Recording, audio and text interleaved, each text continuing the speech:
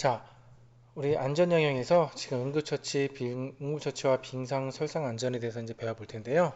우리 안전 영역에서는 침착성이라는 단어에 대해서 한번 우리가 이해하고 넘어가도록 할게요. 자, 침착성은 어떤 뜻인지 혹시 알고 있나요? 자, 침착성은 당황하거나 흥분하지 않고 차분하게 행동하는 태도를 말합니다. 예를 들어서 주변에 사람이 물에 빠졌어요. 이때 흥분하게 되면은 물에 뛰어들어서 사람을 구하려고 하겠죠. 그런데 이때 침착하게 당황하지 않고 주변에 있는 튜브나 막대기를 던져서 또는 로프를 던져서 사람을 구하는 방법. 자, 만약 침착하지 않다면은 물에 뛰어들었을 때는 물론 사람을 구할 수도 있지만 대부분의 경우에서 물에 빠진 사람을 구하려 물에 뛰어드는 경우에는 둘 다 불행한 경우를 맞는 경우가 많아요. 이럴 땐 침착하게 주변의 환경을 파악하고 안전하게 구조할 수 있는 장비들이 있는지 없는지를 확인해서 그것들을 활용해서 물에 빠진 사람을 구할 수 있는 거죠. 또는 화재가 발생되었을 때, 여러분도 화재 대피 훈련하죠. 화재가 발생되었을 때 대피할 때 흥분하지 않고 침착하게 행동해야 되는 거 알고 있죠.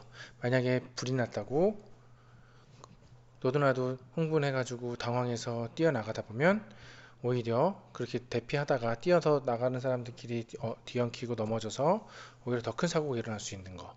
이럴 때 화재 대피 훈련하거나 화재가 발생됐을 때 당황하지 않고 흥분하지 않고 차분하게 행동하는 거. 또는 친구하고 즐겁게 운동장에서 축구하다가 나랑 부딪힌 친구가 다쳤어요.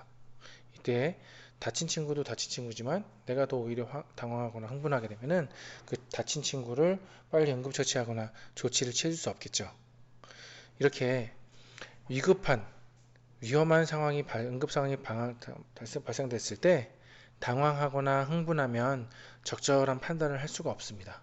그래서 우리가 이번 응급처치 관련된 이 안전 영역에서는 침착성이라는 개념에 대해서 한번 여러분들 기억하고 넘어갈 수 있도록 할게요.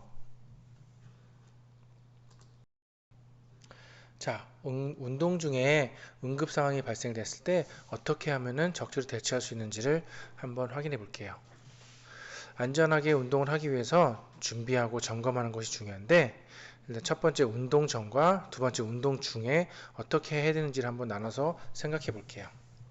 운동 전에는 어, 운동에 알맞은 복장을 갖추고 있는지 또는 운동에 알맞은 안전 장비를 착용하고 있는지를 확인하셔야 됩니다. 예를 들어서 야구를 할 거예요.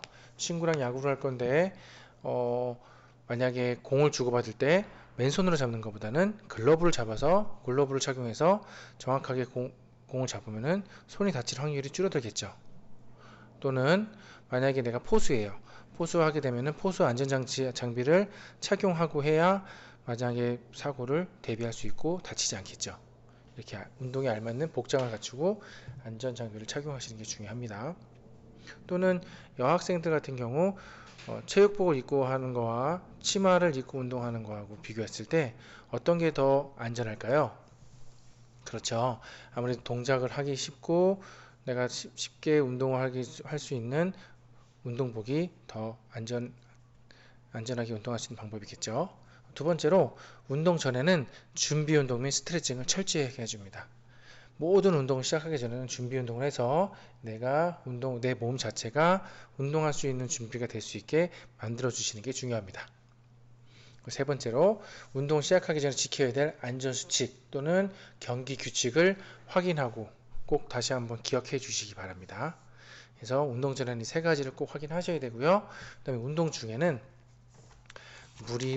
집중하며 운동을 하시는 게 중요해요. 다른 생각하거나 친구하고 장난하거나 떠들거나 하면은 운동에 집중하지 못하고 만약에 야구를 하는데 수비를 보고 있는데 공이 날라왔을 때 내가 친구하고 떠들고 있거나 다른 생각하면 공에 맞을 수 있겠죠. 축구하고 있는데 수비를 보고 있는데 친구하고 장난치고 떠들고 있으면은 공이 어디서 날라온지도 모르고 공에 수비도 적절히 할 수 없고 그러다 보면은 안전사고가 발생할 수 있겠죠. 두 번째, 무리하게 운동하지 않습니다.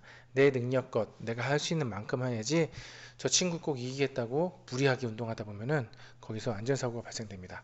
세 번째로는 경기 규칙을 꼭 지키고 심판 판정에 따르 것이 중요합니다. 심판 판정과 경기 규칙은 정정당당하게 경기하기 위한 것도 있지만 경기 규칙을 지키고 심판 판정에 따른다면 안전하게 경기할 수 있다는 것도 나타냅니다. 그렇기 때문에 경기 규칙과 심판 판정을 꼭 따라 주셔야 됩니다. 네 번째로는 안전수칙. 경기 전, 운동 전에 지켜야 될 안전수칙을 선생님하고 만약에 체육 수업 시간에 선생님이 여러분들 이번 체육 수업 시간에는 친구들하고 간격 2m씩 떨어지세요 라고 약속을 했으면 그건 그 안전수칙을 여러분들 수시로 확인하면서 친구하고 거리가 2m 떨어져 있는지 꼭 확인해서 지키도록 합니다. 이런 네 가지 운동 중 지켜야 될 준비하고 점검해야 될 것들, 운동 전에 세 가지 지키고 준비하고 점검해야 될 것들에 대해서 한번 알아봤어요. 자, 적절한 응급처치는 생명을 구하거나 부상이 심해지는 것을 막을 수 있고 부상을 다 회복하고 나서도 후유증과 부상 회복 기간을 줄여주는 효과가 있어요. 그렇기 때문에 당황하지 않고 응급처치 방법에 따라 신속하고 정확하게 응급처치를 실시할 수 있어야 됩니다. 자, 응급처치 방법을 기억해 주세요. 내가 신속하고 정확하게 응급처치를 하려고 그러면 어떻게 해야 되는지 여러분들 교과서 123페이지를 참고해 주세요. 주변의 안전 확인을 해주세요. 내가 친구하고 축구하다 넘어졌는데 축구 공이 계속 플레이하고 있어서 친구들이 나랑 부딪힌 친구는 넘어져서 지금 아파서 쓰러져 있는데 계속 다른 친구들이 축구를 하고 있으면은 또 다른 사고가 일어날 수 있겠죠. 그렇기 때문에 주변이 안전한지 확인을 하고 넘어진 환자가 얼마큼 다 크게 다쳤는지를 파악합니다. 그리고 주변의 선생님이나 119에 신고를 해서 환자의 상태를 신속하게 알려서 119나 선생님에 의해서 응급처치가 될 수 있게 알립니다. 그러면 환자를 안심시키고 필요한 응급처치를 바로 실시하면 되겠습니다.